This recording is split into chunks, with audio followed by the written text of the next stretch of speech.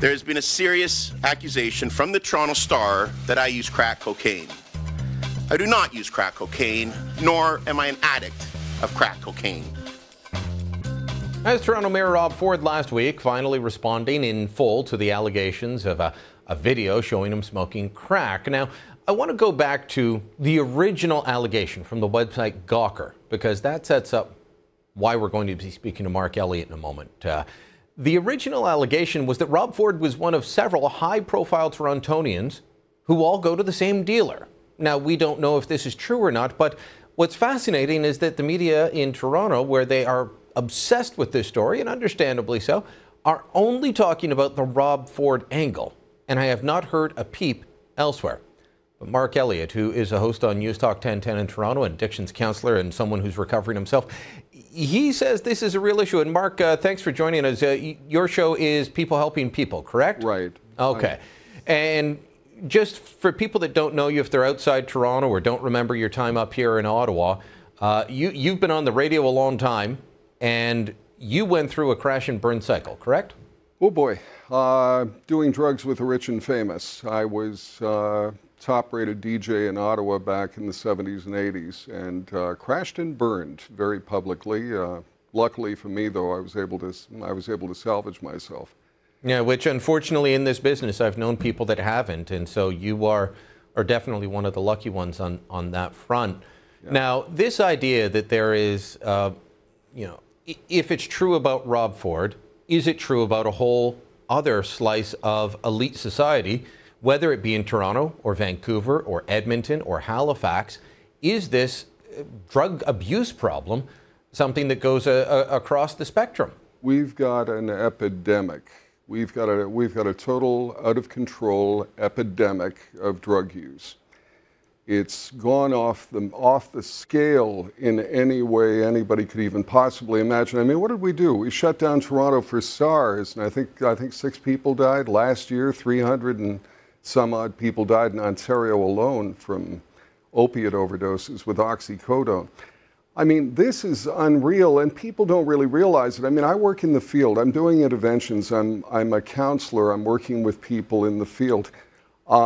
You think the problem is located in Parkdale here in Toronto. No, I'll tell you, it's in Forest Hill. I'm as scared in Forest Hill driving down the street as I would be on Queen Street West. And that's one of the wealthier neighborhoods in town. I mean, wealthiest. Yeah. I mean, Caledon, all of the prime rich areas are just, I mean, you can find drugs like that.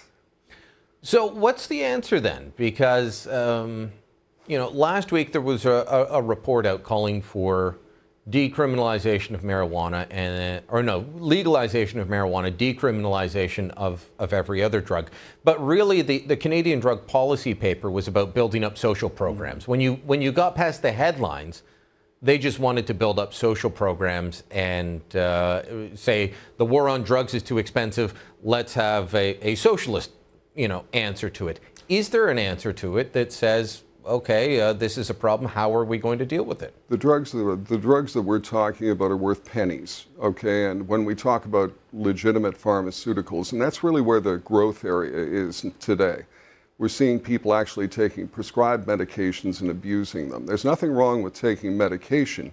Medication is wonderful. The problem is that we've developed an addict society where we've got people who are taking drugs like benzodiazepines, which should probably be prescribed for at most 4 weeks. We've got people who have taken them for years. I'm talking about drugs like Valium, Ativan. We have top-selling drugs that are out of control, and people are using them and abusing them. And the thing that they don't realize, you don't realize this, but impaired is impaired. It makes no difference. We're not just talking alcohol. We're talking about being impaired on marijuana. We're talking about being impaired on prescribed medication. People don't realize the risks they're taking even just driving down the road today. You don't know who's high and who's not. That was one of my concerns about the legalization of marijuana, and I know it's something that some of the states that are dealing with that are looking into is, well, we know alcohol but we don't know these other things. But as you're saying, it's prescription medications as well. Brian, the problem has been that we've got a breathalyzer for alcohol. Now, there has just been a new development. There's a brand new breathalyzer on the market, which this is like last week this news came out. They've got one that can pick up anything, almost anything at the roadside. Police need this. Police need this so they can do their job. You don't know who's high. You don't know, and you have to have something called a drug recognition officer who's specially trained to be able to pick out somebody who's impaired on something other than alcohol. It's a great expense for the municipalities. I mean, ideally, we want something that somebody can just puff into, and we know. All right. So a couple of years ago, the Harper government's drug policy plan, it was widely panned, but that was by people that couldn't get past the headlines, in my view. I don't know if it's delivered. You work in the treatment side. They said they wanted an approach that dealt with dealers, right, and especially at the high end, as criminals. But they wanted to get help for the addicts, and they said that side, the addiction, should be treated as a health issue, and they promised millions of dollars. Has it delivered? Has it had, if the money came through, has it had the results at the end of helping people get off addiction? Sorry, you got me. I'm shaking my head. No, this is not working. We've gone from, and I'll give you this example, Brian. When I went through treatment in 1987, it was a 90-day program. It was comprehensive. I was so thick-headed, they kept me for 6 months. Thank God they did, because I had to learn how to live without drugs. Now we've got programs that were cut back. Here in Ontario in 96, they cut everything back to 28 and 21 days. Now the powers that be are seriously talking about a 12-day program. They're not getting the results they want, so, oh, hey, why are we spending the money on it? Why don't we cut it down even further?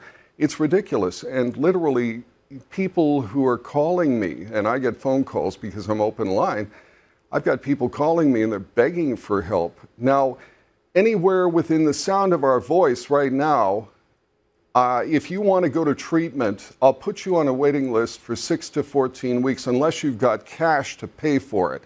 However, you get caught with drugs or you get caught trafficking, we got a jail cell. Wow. And that's where the priority's gone. We've built jails. And now the United States has the highest incarceration rate in the world. And it's mainly due to drugs. We're going to go the same route in Canada when the United States is going the other way. I don't understand what the government is doing because now they're calling for mandatory minimums. Of all things, they haven't worked. But that's what we're going to get here. All right. Well, we'll have to, that's a topic for another day. We'll continue to look into this. And Mark, good talking to you. Thanks, Brian.